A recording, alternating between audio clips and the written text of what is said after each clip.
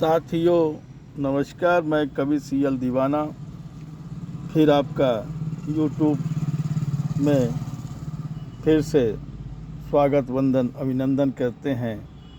तो साथियों, इसी कड़ी में एक कविता सुनते हैं जिसका शीर्षक है पान वाले ने जवाब दिया। ये प्रेम रोग भी क्या अजब गुल खिलाया है। ये प्रेम रोग भी क्या अजब गुल खिलाया है, बिना कष्ट के रोग लगाया है। ये प्रेम रोग भी क्या अजब सा गुल खिलाया है, बिना कष्ट के रोग लगाया है। कल मैं बाज़ार घूमने गया, पान की दुकान में खड़ा होकर मीठा पान खा रहा था। कल मैं बाज़ार घूमने गया, पान की दुकान में खड़ा होकर मीठा पान खा रहा था।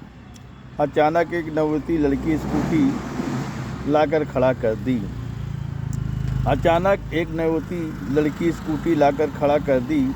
पान वाले से पूछ रही थी, यहाँ पंचर की दुकान कहाँ है। लड़की स्कूटी लाकर खड़ा कर दी, पान वाले से पूछ रही थी, यहाँ पंचर की दुकान कहाँ है। पान वाले ने जवाब दिया, पंचर की दुकान आगे है। पान वाले ने जवाब दिया, पंचर की दुकान आगे है। पहले वो पान वाले को बड़े गौर से देख रही थी। फिर मुझे बड़े गौर से देखा। फिर बोली, प्लीज़ मेरी मदद करें। फिर बोली, प्लीज़ मेरी मदद करें। प्लीज़ मेरी मदद करें। कुछ सोचा समझा नहीं, उनकी स्कूटी एक ढकेलने लगा राहों से। कुछ सोचा समझा नहीं, उनकी स्कूटी ढकेलने लगा राहों से। आधा किलोमीटर चलने के बाद पंचर की दुकान आ गई। आधा किलोमीटर चलने के बाद पंचर की दुकान आ गई। वो पहले से ही पसीना से लथपथ चल रहे थे। मैं भी स्कूटी लाते लाते पसीने से लथपथ हो गया था। वो मेरा दीदार करके बोले, ओ माय गॉड, आप भी तो पसीना से नहा चुके हैं। वो मेरा दीदार करके बोले, ओ माय गॉड, आप भी तो पसीना से नहा चुके हैं। फिर उसने बैग से रुमाल निकाल कर मेरे हाथ में थमा दिया। बोले, पहले आप पसीना पोंछें। फिर उसने बैग से रुमाल निकाल कर मेरे हाथों में थमा दिया। बोले, पहले आप पसीना पोंछे। मैं पसीना पोंछ कर रुमाल उनको वापस कर रहा था। वो बोले, आप इसे रखिए। पंचर वाले ने टायर खोल कर पंचर बना दिया। बोले, कितने रुपए हो गए। पंचर वाले ने टायर खोल कर पंचर बना दिया। बोले, कितने रुपए हो गए। दुकानदार बोला, 50 रुपए हो गए।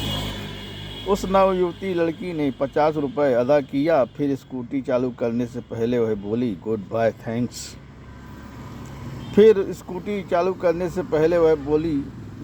थैंक्स। मैं बोला, वेरी वेरी थैंक्स। वो लड़की चली गई राहों से। मैं भी बाजार से घर चला आया अपने घर। वो लड़की चली गई राहों से, मैं भी बाजार से घर चला आया अपने राहों से।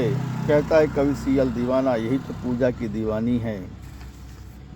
कहता है कवि सीएल दीवाना, यही तो पूजा की दीवानी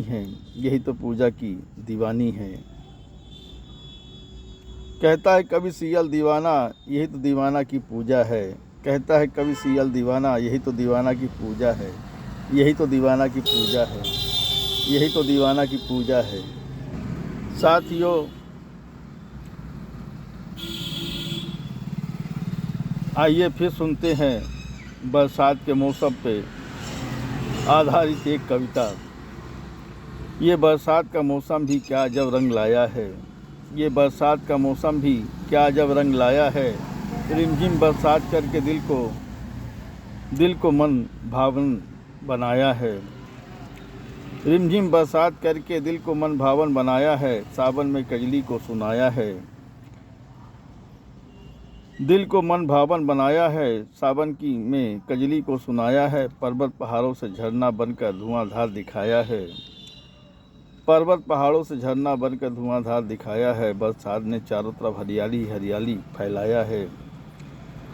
बरसात ने चारों तरफ हरियाली ही हरियाली फैलाया है। हरियाली ही हरियाली फैलाया है। नदी तालाबों में पानी भी लाया है। नदी तालाबों में पानी भी लाया है। खेतों में रंग बिरंगी फसलें उगाकर गांव को महकाया है। खेतों में रंग बिरंगी फसलें उगाकर गांव को महकाया है। किसानों के जीवन में उमंग लाया है। किसानों के जीवन में उमंग लाया है।